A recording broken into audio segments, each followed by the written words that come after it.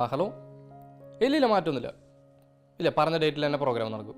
ആ ഇല്ലെന്നേ. ആ ശരി ശരി ശരി. അപ്പോൾ അളിയാ, അറേഞ്ച്മെൻറ്റ്സ് ഒക്കെ ശരിയല്ലേ? ഞാൻ പറഞ്ഞ ഓർമ്മയിട്ടല്ലോ, കൊച്ചി നടക്കണം. അല്ല അതൊക്കെ ഓക്കെ, പക്ഷെ പറഞ്ഞ പോലെ പ്രോഗ്രാം സെറ്റ് ചെയ്യണമെങ്കിൽ എങ്ങനെ പോയാലൊരു 10-38 ലക്ഷം രൂപ വേണ്ടി വരും. എടാ ഇറക്കിക്കോ, അതിനിപ്പോൾ എന്താ.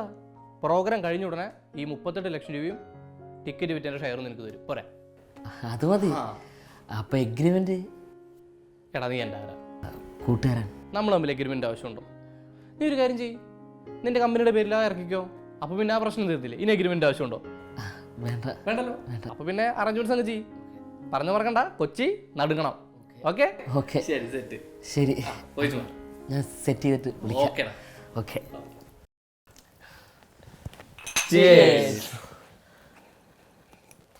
അതെ, ഒരു രക്ഷയില്ലാത്ത പരിപാടിയായിരുന്നു കേട്ടാ.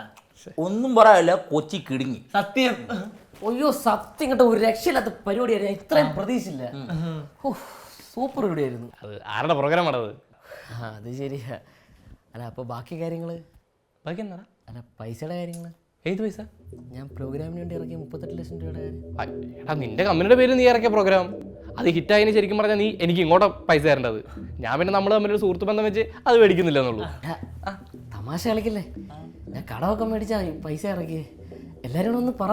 ഇല്ല, താൻ പറഞ്ഞ ഞാൻ അങ്ങനെ വിശ്വസിക്കും. എഗ്രിമെന്റിലുണ്ട്. നിങ്ങൾക്ക് തന്നെ അറിയാലോ, ഞാൻ ഇന്നവരെ എഗ്രിമെന്റ് എഴുതാതെ ഏതെങ്കിലും പ്രോഗ്രാം ചെയ്തിട്ടുണ്ടോ? ഇല്ല. എഗ്രിമെന്റിന്റെ അല്ല, നമ്മുടെ സുഹൃത്ത് ബന്ധത്തിന്റെ പേരിലല്ലേ എഗ്രിമെന്റ് എഴുതാൻ ഞാൻ അന്ന് പറഞ്ഞിട്ടില്ലേ? എടാ ഞാൻ കടം മേടിച്ചൊക്കെയാണ് ഈ പൈസയൊക്കെ സെറ്റ് ചെയ്തത്. നീ തന്നില്ലെന്നുണ്ടെങ്കിൽ ആത്മഹത്യ എൻ്റെ വേറെ വഴിയില്ലടാ. എല്ലാവരും ഒന്ന് പറ പ്ലീസ്. ഇപ്പൊ എന്താടി പറയുന്നത്? നീ മറികെ. എടാ ഇവരങ്ങ് മാറ്റിയേ. നീ എഴുതിട്ട് ഞാൻ പറയട്ടെ, നീ വന്നേ. എടാ നീ അന്ന് പറഞ്ഞിട്ടില്ലടാ അങ്ങനെ നമ്മൾ സെറ്റ് ചെയ്തത്. അല്ല എഗ്രിമെന്റ് എല്ലാം പറഞ്ഞിരാ. പാട്ടുകാരൻ സാറേ, ഇത് കലയാണ്. ഒരു മുള്ളുണ്ടാ മതി ഇതൊക്കെ തീരാൻ. തന്നെ ഞാൻ വിശ്വസിച്ചു പോയി. പക്ഷെ ആ വിശ്വാസം എൻ്റെ അവസാനത്തെ ശാസ്ത്രത്തിലുള്ള വഴിയാന്ന് ഞാൻ അറിഞ്ഞില്ല. നിങ്ങളൊക്കെ ആഘോഷിക്കുക. നിങ്ങളൊരാഘോഷത്തിൽ പങ്കെടുക്കേണ്ടി വരും.